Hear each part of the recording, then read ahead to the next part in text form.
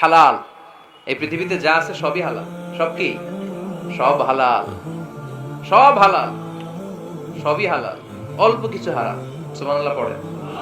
যদি এমন হইতো এই পৃথিবীতে যা আছে সবই হারাম, অল্প কিছু হালাল, খুব ভালো হইতো, তাই না? সুবিধা হইতো আমাদের।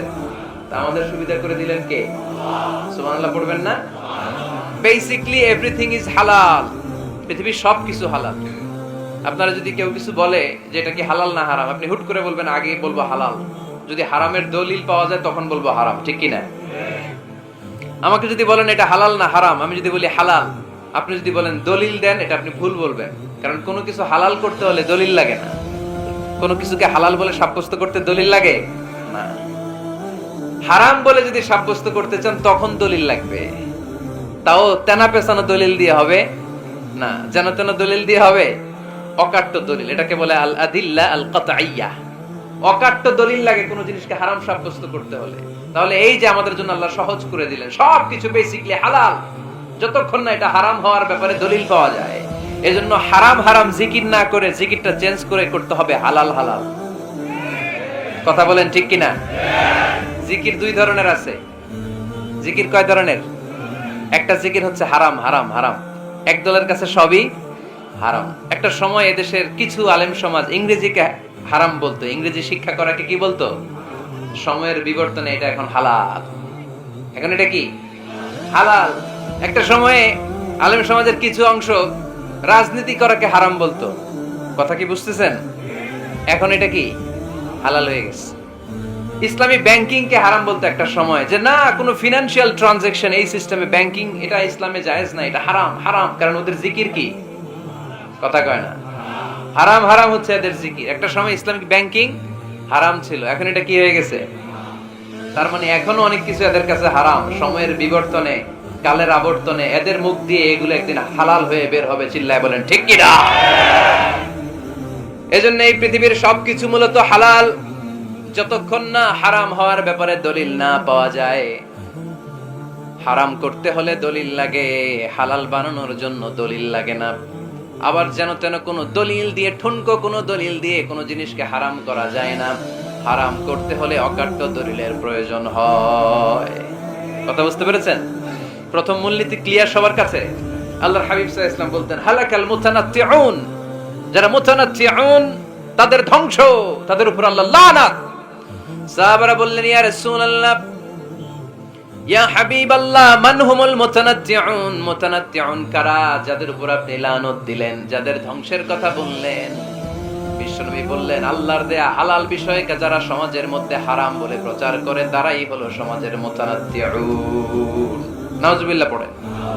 قل من حرم زينة الله التي أخرج لعباده والطيبات من الرزق। এজন্য আল্লাহ ডেকে বললেন খবরদার, কে আছে সমাজের মধ্যে আমার দেয়া হালাল সাজসজ্জাগুলোকে, পবিত্র জিনিসগুলোকে হারাম বলে ফতোয়া তুলে, তাদের উপর আমার লানত। খবরদার, আল্লাহ যেটাকে হালাল বলছে এটাকে হারাম বলার স্পর্ধা দেখাবেন না। এটাকে হারাম বলা যাবে? তাহলে প্রথম মূলনীতি কি সবাই বুঝতে পারছেন? বুঝতে পেরেছেন? এই দুনিয়াতে বেসিক্যালি সবকিছু কি? আওয়াজ করে বলেন। আর হালাল প্রমাণ করতে দলিল লাগে। কি প্রমাণ করতে দলিল লাগে? হারাম। এজন্য আমাদের জিকিরটা একটু চেঞ্জ করে দিব। আমরা হারাম হারাম না বলে কি বলবো? হালাল হালাল। যখনই দলিল পাবো তখন জিকির শুরু করব হারাম। কথা বোঝে নাই বোধহয়? দলিল পাওয়ার আগ পর্যন্ত সব কি? আরো জোরে বলেন। দলিল পাওয়ার পরে সেটা হয়ে যাবে হারাম। প্রথম মূলনীতি ক্লিয়ার? সবার কাছে ক্লিয়ার? আচ্ছা, দ্বিতীয় মূলনীতি হচ্ছে হালাল হচ্ছে আনলিমিটেড। হালাল কি? কথা বলেন। আনলিমিটেড। আর হারাম হচ্ছে লিমিটেড। হারাম হচ্ছে সসীম, হালাল হচ্ছে অসীম। হালাল গুণে শেষ করা যায় না, কিন্তু হারাম গুণে শেষ করা যায়। সুবহানাল্লাহ পড়তে পারলেন না? যদি এমন হইতো হারাম আনলিমিটেড, সবই হারাম, আর হালাল হচ্ছে লিমিটেড, হালাল গুণা যায়, এমন যদি হইতো আমাদের জন্য কঠিন হয়ে যেত না? আমাদের জন্য এটাকে সহজ করে দিলেন কে? আবার আল্লাহ বললেন উহিল্লা লাকুম সাইদুল বাহরি ওয়া তাআমু, সাগরের মধ্যে যত প্রাণী পাওয়া যায়, মাছ পাওয়া যায়, কাঁকড়া পাওয়া যায়, সব খাওয়াকে হালাল করে দিলেন কে? সাগরে যত ধরনের প্রাণী আছে, কাকড়া বলেন, তিমি বলেন, যা বলেন, সব হালাল, হাতে গোনা অল্প কয়েকটা ছাড়া। সুবহানাল্লাহ পড়েন। তার মানে যখনই আল্লাহ তাআলা হালালের ঘোষণা দেন, আল্লাহ তাআলা এটাকে ব্যাপকভাবে ঘোষণা দেন। আর যখনই আল্লাহ হারামের ঘোষণা দেন কোরআনের ভেতরে, তখন আল্লাহ গুনে গুনে দেন। কিভাবে দেন? হুররিমাত আলাইকুমুল মাইতাতু ওয়াদ-দামু ওয়া লাহমুল খিনজির ওয়া মা উহিল্লা লিগাইরিল্লাহি বিহি ওয়াল মুনখানিকাতু ওয়াল মাওখুযাতু ওয়াল মুতারাদ্দিয়াতু ওয়ান নাতিহা। গুনে গুনে দিয়েছেন। সুবহানাল্লাহ পড়েন। যখন আল্লাহ বললেন হালাল, তখন বললেন চার পাওয়ালা যত জন্তু আছে হালাল, অল্প কয়েকটা ছাড়া। যখন ঘোষণা দিলেন হালালের, আল্লাহ বললেন সাগরের ভেতরে যত প্রাণী পাওয়া যায় সব খাওয়া হালাল, অল্প কয়েকটা ছাড়া। কিন্তু হারামের ঘোষণা যখন আল্লাহ কোরআনে দিলেন, তখন ব্যাপকভাবে দেয় নাই, গুনে গুনে দিয়েছেন। রক্ত খাওয়া হারাম, মরা প্রাণী খাওয়া হারাম, শূকর খাওয়া হারাম, আল্লাহর নাম ছাড়া অন্য কোনো নামে বলি দেওয়া হয়েছে এরকম প্রাণী খাওয়া হারাম, সিংহের গুতা খায় কোনো প্রাণী মারা গেছে ওইটা হারাম। এরকম গুনে গুনে অল্প কয়েকটা হারাম, বাকি সব কিছুকে আমাদের জন্য হালাল করে দিয়েছে কে? আবার যদি আল্লাহর জিজ্ঞেস করি আল্লাহ কাদেরকে বিয়ে করতে পারবো, আল্লাহ বলবে সবাইরে বিয়ে করবি। বাংলাদেশের নারীরা বিয়ে করা হালাল, পাকিস্তানের মেয়েদেরকে বিয়ে করা হালাল, সৌদি আরবের নারীদেরকে বিয়ে করা হালাল, এই বাংলাদেশের সিলেটের মেয়েদেরকে বিয়ে করা হালাল, ঢাকার মেয়েদেরকে বিয়ে করা হালাল, চট্টগ্রামের মেয়েদেরকে বিয়ে করা হালাল। হালালের কোনো শেষ নাই। সুবহানাল্লাহ পড়েন। কিন্তু যখন জিজ্ঞেস করলাম তাহলে কাকে কাকে বিয়ে করা হারাম, তখনই আল্লাহ গুনে গুনে 14 জনের নাম বলে দিলেন। পড়েন সুবহানাল্লাহ। হুররিমাত আলাইকুম উম্মাহাতুকুম ওয়া বানাতুকুম ওয়া আখাওয়াতুকুম ওয়া আম্মাতুকুম ওয়া খালাতুকুম ওয়া বানাতুল আখি ওয়া বানাতুল উখত। চিল্লায়ে পড়েন আল্লাহু আকবার। যখন হালাল, তখন ব্যাপকভাবে বললেন সব মেয়েদেরকে বিয়ে করতে পারো। মুসলিম যত নারী হয়, বাংলাদেশের হোক, পাকিস্তানের হোক, ইন্ডিয়ার হোক, গোটা বিশ্বের যে কোনো জায়গার মুসলিম নারী হলেই সেটা হালাল। কিন্তু হারাম কোনটা যখন জিজ্ঞেস করলাম, গুনে গুনে বললেন মাকে বিয়ে করা হারাম, নিজের কন্যাকে বিয়ে করা হারাম, বোনকে বিয়ে করা হারাম, ফুফিকে বিয়ে করা হারাম, খালাকে বিয়ে করা হারাম, ভাতিজিকে বিয়ে করা হারাম, নিজের ভাগ্নিকে বিয়ে করা হারাম। সুবহানাল্লাহ পড়বেন না? তাহলে সহজ না কঠিন? চিল্লায় বলেন কি সহজ ইসলাম, কত সহজ। দাঁড়িয়ে নামাজ পড়া ফরজ, দাঁড়াতে পারতেছেন না, বসে পড়লেও কবুল করবে কে? ওযু করে নামাজ পড়া কি? পানি নাই, তায়াম্মুম করে নামাজ পড়লে কবুল করবে কে? বিয়েতে মোহরানা দেওয়া কি? মোহরানা নাই। এক সাহাবী বললেন ইয়া রাসূলুল্লাহ বিয়ে করব, মোহরানা আছে? না। কি আছে? কিচ্ছু নাই। তো কিচ্ছু না থাকলে বিয়ে করবে কেমনে? মোহরানা দেওয়া লাগবে না? কোরআন পারো? পারি। কয়টা সূরা? এতটা সূরা। এক নারীকে জিজ্ঞেস করলেন কোরআন পারো? বলে না, পারি না। আল্লাহর হাবিব সাল্লাল্লাহু আলাইহি ওয়াসাল্লাম দুইজনকে বিয়ে পড়ায় দিলেন। আর নারীকে বললেন মা তুমি কোরআন পারো না, কিন্তু তোমার স্বামী কোরআন পারে, তোমার স্বামী টাকা দিয়ে পয়সা দিয়ে তোমাকে মোহরানা দিবে, সামর্থ্য তার নাই, সে প্রতিদিন তোমার একটু একটু করে কোরআন শিখায় দিবে, এটাই মা তোর বিয়ের মোহর।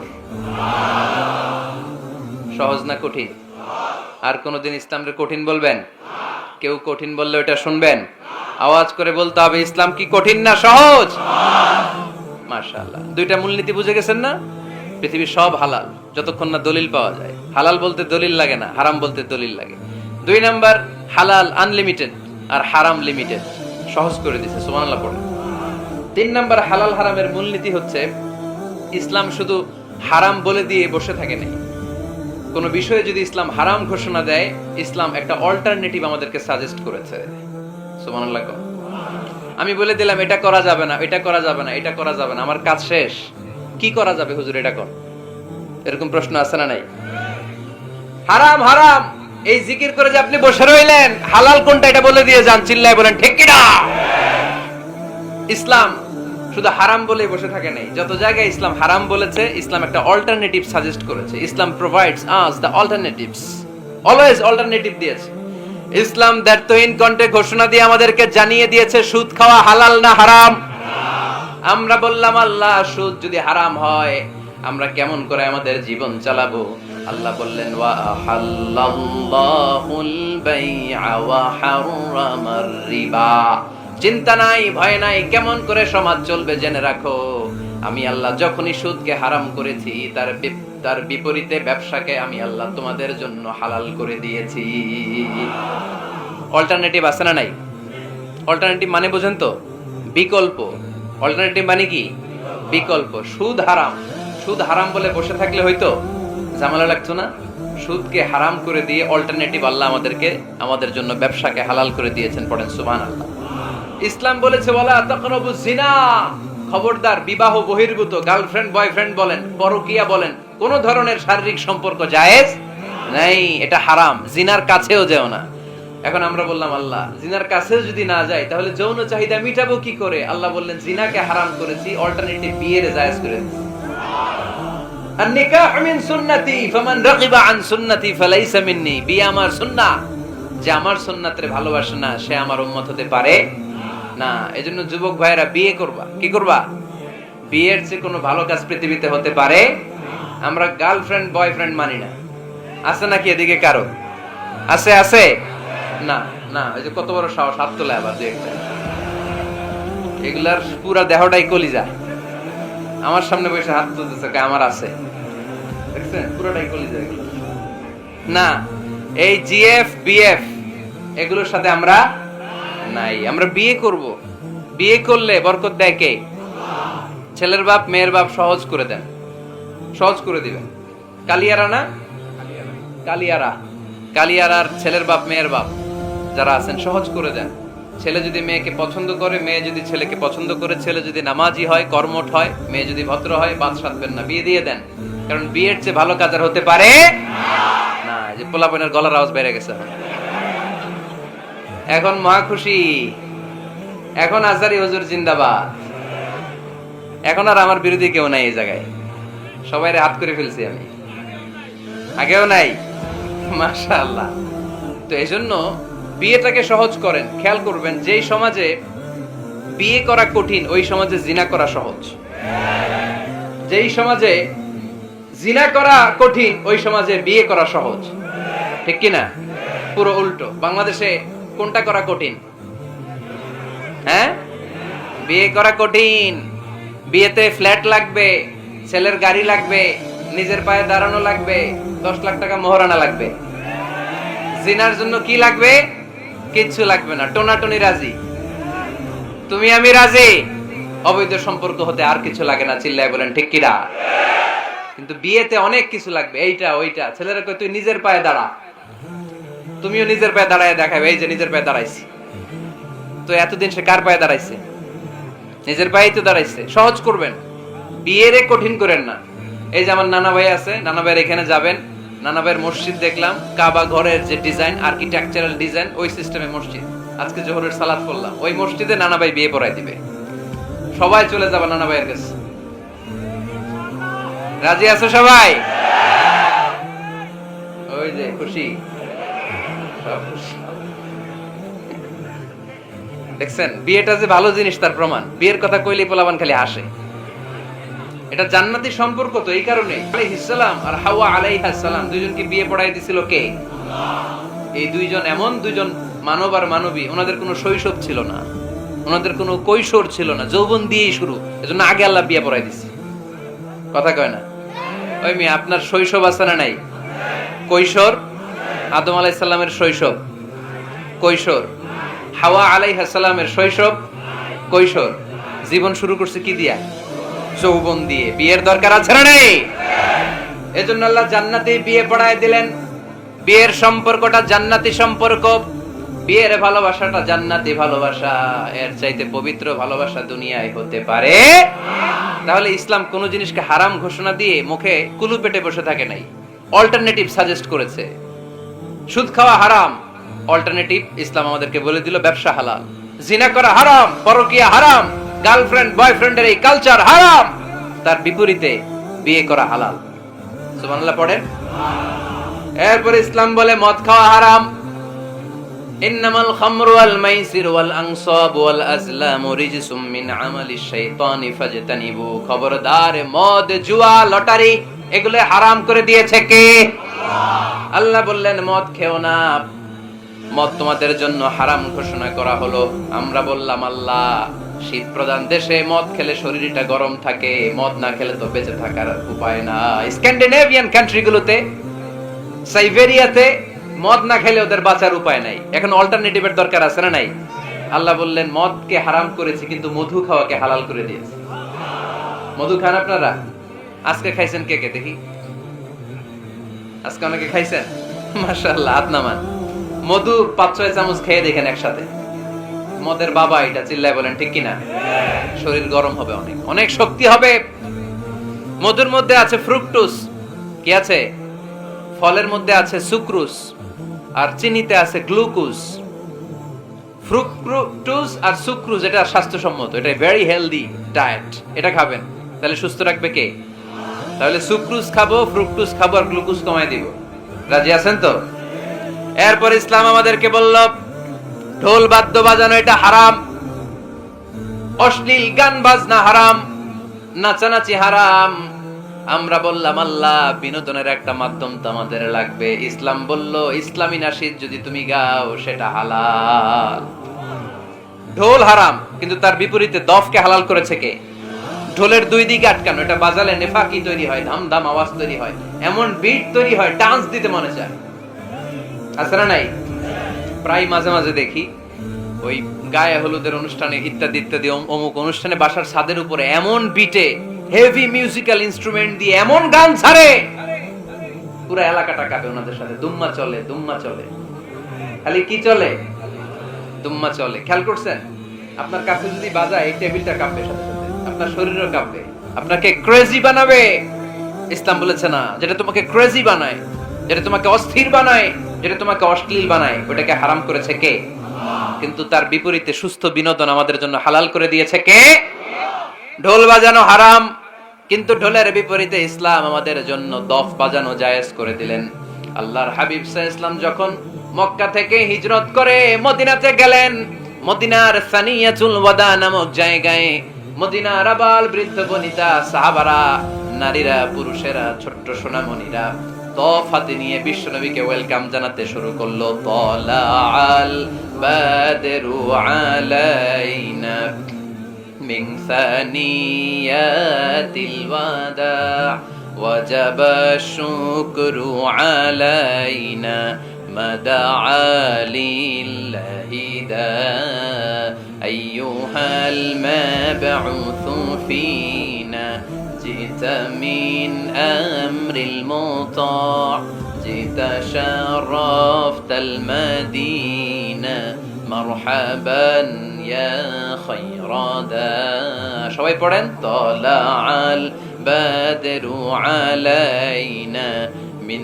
ثنيات الوداع وجب الشكر علينا مدعا لله সুবহানাল্লাহ পড়েন। এই যে আমরা নাশিদটা গাইলাম, এটা হালাল না হারাম? সাথে যদি দফও থাকতো, আমরা যদি দফও বাজাইতাম, এটা হালাল না হারাম? এটা হালাল। দেখেন কি সুন্দর চেক এন্ড ব্যালেন্স, ইসলাম চেক এন্ড ব্যালেন্স করেছে। কতটা ভারসাম্যপূর্ণ জীবন ব্যবস্থা আমরা পেয়েছি, কত চমৎকার আমাদের শরিয়া। এটারে আমরা কঠিন বানাই। ঢোল বাজানো হারাম, কিন্তু তার বিপরীতে দফ বাজানোকে হালাল করে দিয়েছে কে? আবার আল্লাহর হাবিব সাল্লাল্লাহু আলাইহি ওয়াসাল্লাম বলতেন আ'লিনু আন নিকাহ বিদ-দুফুফ, এলাকায় যখন তোমাদের কারো বিয়ে হয় দফ দিয়ে ব্যান্ড পার্টি করে জানিয়ে দাও। ঢোলের ব্যান্ড পার্টি না, গিটারের না, হারমোনিয়ামের না, বংশী বাজায় কে রে সখী? বংশী বাজায় কে? ওই বংশী দিয়া না, ওই বংশী হারাম, বাঁশি বাজানো হারাম, কিন্তু দফ বাজানোকে হালাল করে দিয়েছে কে? বিয়ের ঘোষণায় দফ বাজিয়ে ব্যান্ড পার্টি করতে বলেছে বিষ্ণু ঈসা ইসলাম। কারণ বিয়েতে একজন নারী পুরুষের যেই সম্পর্ক হয়, জিনা বা ব্যভিচারে একই সম্পর্ক হয়। পার্থক্য হচ্ছে এটা সামাজিক স্বীকৃতি আছে, জিনার স্বীকৃতি নাই, ঠিক কিনা? এজন্য বিয়ে গোপন করে করা যায় না, এটা অ্যানাউন্স করে করতে হয়। ওমর ফারুক রাদিয়াল্লাহু তাআলা আনহু যখন মদিনার খলিফা, উনি বলতেন লুকিয়ে লুকিয়ে যদি কেউ বিয়ে করে, সমাজের আশেপাশে তার প্রতিবেশীরা যদি তাদের দাম্পত্য জীবন সম্পর্কে না জানে, আমি তাদের দুইজনকে জিনার শাস্তি দেব। কারণ লুকিয়ে বিয়ে করা যায় না, সবাইকে জানিয়ে অ্যানাউন্স করে সবার দোয়া নিয়ে বিয়ের পিড়িতে বসতে হয়। চিল্লায় বলেন ঠিক কিনা? এজন্য ইসলাম শুধু হারাম বলে জিকির করে নাই, যেখানেই হারাম তার বিপরীতে ইসলাম হালালের বিকল্প দিয়েছে, ঠিক কিনা? এই নিয়মটা বুঝতে পারছেন? সবার কাছে ক্লিয়ার? 4 নাম্বার মূলনীতি হচ্ছে ইসলাম যে জিনিসটাকে হারাম বলেছে তার পেছনে লজিক আছে, যুক্তি আছে, কারণ আছে। 3টা কারণ থাকার কারণে কোনো বিষয়কে ইসলাম হারাম বলে। হয়তো সেটা খাবিথ, অপবিত্র, যেমন পেশাব পায়খানা খাওয়া যাবে, হালাল না হারাম? কারণ এটা অপবিত্র, ঠিক কিনা? 2 নাম্বার হচ্ছে মুদির, এটা ক্ষতিকর, ইয়াবা খাওয়া, এটার মধ্যে অনেক লাভ আছে না? হ্যাঁ, গাঞ্জা খাওয়া, সিগারেট খাওয়া, হ্যাঁ, স্মোকিং কজেস ক্যান্সার। ধূমপানে কি হয়? কর্কট রোগ হয়। পৃথিবীতে এই একমাত্র খাবার যেটা টয়লেটে ঢুকে খাওয়া যায়।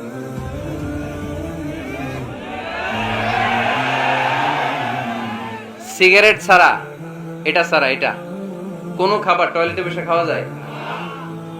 সিগারেটই পৃথিবীর একমাত্র খাবার যেই খাবারের প্যাকেটের উপর এই খাবারের বদনাম লেখা থাকে।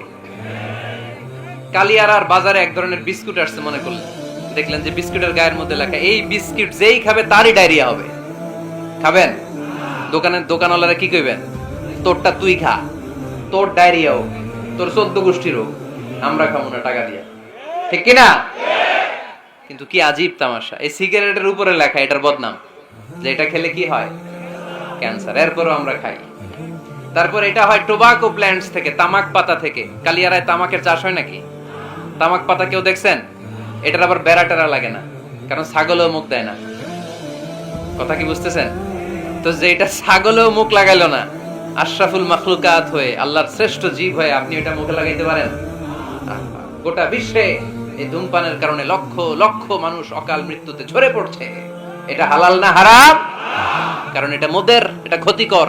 ইসলাম আমাদেরকে মূলনীতি শিখিয়েছে, লা দারারা ওয়ালা দিরার।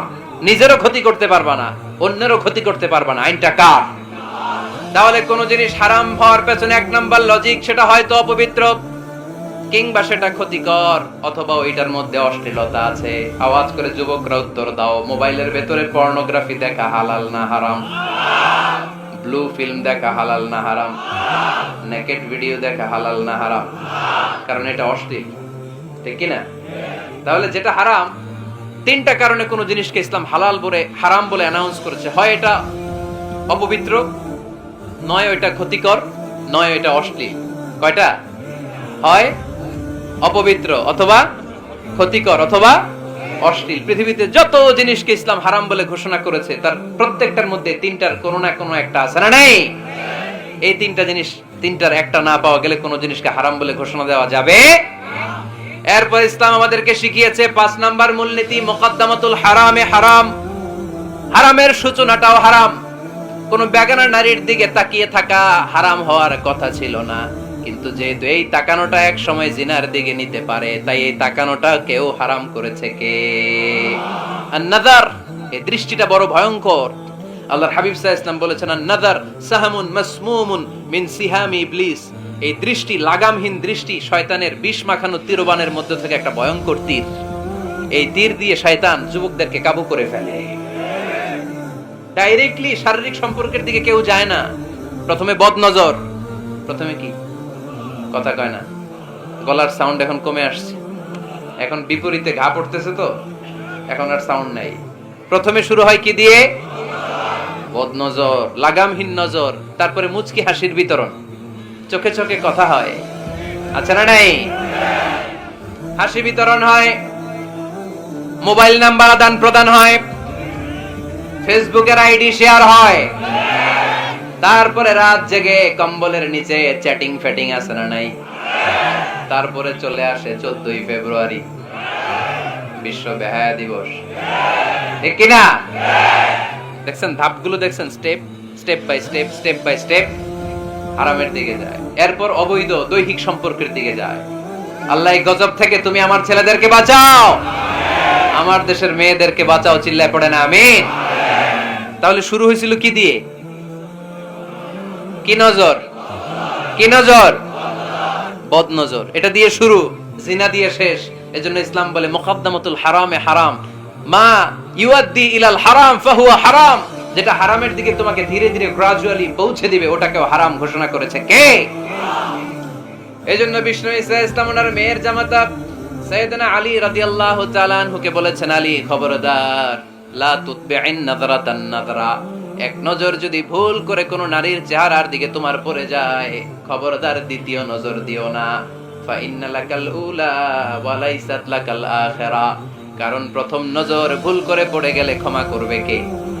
কিন্তু তার সৌন্দর্য উপভোগের জন্য বারবার তার দেহের দিকে তাকালে, বারবার তার চেহারার দিকে তাকালে আমলনামাটা গুনাহ দিয়ে ভর্তি করে দিবে কে? আল্লাহ চেক এন্ড ব্যালেন্স করেছেন। পুরুষদেরকেও বলেছে চোখ নামাও, কুল লিল মুমিনিনা ইয়াগুদ্দু মিন আবসারিহিম, lower your gaze, lower your eyesight. নারীকেও একই কথা বললেন, কুল লিল মুমিনাতি ইয়াগুদ্দুনা মিন আবসারিহিন্না, ও নারীরা তোমরাও চোখ নামাও, নজরকে ঠিক করো, এই বদনজর সব সর্বনাশের মূল। জোরে বলেন ঠিক কিনা? এখান থেকেই ধীরে ধীরে ধীরে ধীরে অবৈধ দৈহিক সম্পর্কের দিকে যায়। এজন্য এই বদনজরটারও হারাম ঘোষণা করেছে কে? এই মূলনীতি বুঝতে পেরেছেন? 7 নাম্বার মূলনীতি হচ্ছে আল হিলাতু বিল হারামি হারাম, হারাম খাওয়ার জন্য কৌশল করাও হারাম। কথা বুঝেন নাই কালিয়ারার ভাইরা? কথা বুঝেন নাই না? আল হিলাতু বিল হারামি হারাম, হারাম খাওয়ার জন্য কৌশল করাটাও কি হারাম? আওয়াজ করে উত্তর দেন, ঘুষ খাওয়া কি? সবাই বলেন হারাম। এখন ঘুষরে যদি কৌশল করে খান, ওটা হালাল হয়ে যাবে না? ঘুষের নাম দিছে এখন হাদিয়া। ঘুষের নাম কি? আবার ঘুষের নাম দিছে বকশিস, ঘুষের নাম দিছে স্পিড মানি। ঘুষের নাম কি? তার নাম চেঞ্জ করলে হালাল হয়ে যাবে? আমি ফেসবুকে এক জায়গায় দেখলাম লেখা হালাল অ্যালকোহল, মানে হালাল মদ। কি লেখা? হালাল অ্যালকোহল, হালাল মদ। মদ কি হালাল হইতে পারে? লেভেল লাগালে হালাল হয়ে যাবে? সহিহ বুখারীর বর্ণনা, আল্লাহ রাসূল সাল্লাল্লাহু আলাইহি ওয়াসাল্লাম এক সাহাবীকে এক এলাকায় যাকাতের সম্পদ উত্তোলন করে নিয়ে আসার জন্য পাঠালেন। উনি গেলেন, যে যাকাতের সম্পদ নিয়ে আসলেন, এসে বললেন হাযা লাকুম ওয়া হাযা উহদিয়া লি। সহিহ বুখারীর বর্ণনা, আল্লাহ রাসূল সাল্লাল্লাহু আলাইহি ওয়াসাল্লামের কাছে এসে বললেন, এই যে ছাগল গরু দেখতে পাচ্ছ, এগুলো আমি যাকাতের সুপারভাইজার হিসেবে ওই এলাকা থেকে উত্তোলন করে এনেছি, এগুলো বাইতুল মালের, আর এগুলো আমার। এগুলো আল্লাহ রাসূল সাল্লাল্লাহু আলাইহি ওয়াসাল্লাম রেগে গেলেন। আল্লাহর হাবিব সাল্লাল্লাহু আলাইহি ওয়াসাল্লাম বললেন, এগুলো তোমার, এগুলো পাইলা কেমনে? সে বলল, এগুলো আমারে হাদিয়া দিছে। বিশ্বনবী বললেন, তুমি যদি ওই এলাকায় না যেতা, তোমার ঘরে বসে থাকতা, তোমারে হাদিয়া দিত নাকি? কয় না। বিশ্বনবী বললেন, এইটার নামই ঘুষ। এইটার নাম কি? কারণ ওরা তোমাকে হাদিয়া দিছে এই কারণে, তুমি যখন যাকাতের হিসাব করবা, তুমি যেন নাদুস নুদুস ছাগলগুলো নিয়ে না আসো, তুমি যেন বড় সাইজের ওটগুলো নিয়ে না আসো, তুমি যাতে যাকাতের হিসাব করতে যে একটু ছাড় দাও, ওদেরকে একটু সুযোগ দাও, ওদেরকে আলাদা অ্যাডভান্টেজ দাও, এক্সট্রা প্রিভিলেজ দাও, এজন্য আগেই তোমারে হাদিয়ার নামে ঘুষ দিয়ে বশ করে রেখেছে। চিল্লায় বলেন ঠিক কি না? হাদিয়ারে, ঘুষকে হাদিয়ার লেভেল লাগালে, ঘুষকে বকশিশের লেভেল লাগালে, এই ঘুষ কখনো জায়েজ হতে পারে না। এজন্য হারাম খাওয়ার জন্য কৌশল করাও কি হারাম। আমি প্রায় একটা উদাহরণ দেই, ব্যবসায়ীরা মাঝে মাঝে এই কাজটা করে। এক গরু ব্যাপারী, কি ব্যাপারী? গরু ব্যাপারী থাকলে আবার রাগ করেন না, সবাই আবার এরকম না। তো উনি গরু বিক্রি করবে, হাটে নিয়ে যাবে গরুটা, তো বাসায় বউরে বলতেছে, বউ গরুর একটা দাম কম। বউ কয় কত কমু? 40,000। বউ কয় কইলাম 40,000। এবার হাটে নিয়ে গরু তুলছে, এক লোক এসে গরুর দাম কইতেছে, ভাই 30,000 টাকায় দিবেন? গরু এলাকায় সকালে একজন 40,000 কইছে, দেই নাই। সকালে কত কইছে? সকালে কত দাম বলে গেছে? সকালে একজন 40,000 বলে গেল, আরে দেই নাই, তোমারে 30,000 দিমু মিয়া। কত বড় টাকায়, চিন্তা করছেন? তো এই যে হারাম খাওয়ার জন্য আপনি যে কৌশল করলেন, এটারও হারাম বলে ঘোষণা দিয়েছে কে? আকাবা উপসাগরের তীরে বসে দাউদ আলাইহিস সালাম জাবুর কিতাব তেলাওয়াত করতেন। ওনার কণ্ঠের সুরের ঝংকার এত মধুর ছিল, সাগরের মাছগুলো প্রতি শনিবারে উনি আকাবা উপসাগরের পাশে যখন জাবুরের কিতাব তেলাওয়াত করতেন, সাগরের মাছগুলো সাগর রেখে দিয়ে ডাঙায় চলে আসতো। এজন্য আল্লাহ বললেন, খবরদার, শনিবার এলাকাতে মাছ শিকার করা আমি হারাম ঘোষণা করলাম। কি বার? এবার দাউদ আলাইহিস সালামের কওমের লোকেরা কৌশল করা আরম্ভ করে দিল। তারা বলল, আল্লাহ বলছে শনিবারে মাছ ধরা হারাম, খবরদার আমরা মাছ ধরবো না, তবে শনিবার আমরা বেড়া দিয়ে রাখবো। কি দিয়ে রাখবো? জাল দিয়ে বেড়ে দিয়ে রাখবো, শনিবারে ধরবো না, রবিবারে যাই ধরবো। খবরদার, শনিবারে ধরবি না, শনিবারে হারাম। হারাম করছে কে? তো মাছগুলো যখন তেলাওয়াত করতে আসতো, এরা জাল দিয়ে বেড়ে দিয়ে রাখতো চারদিকে, শনিবারে ধরতো না, কারণ হারাম। কারণ কি? বেড়ে দিয়ে রাখতো, রবিবারে যে ধরতো। আল্লাহ কি এটা বুঝাইছে? আল্লাহ বুঝাইছে শনিবারে যত মাছগুলো এসেছে এগুলো ধরা যাবে না, এগুলো যখন আবার সাগরের প্রবাহে ভেসে চলে যাবে, তোমরা আবার নৌকা নিয়ে মাছ শিকার করতে পারবে।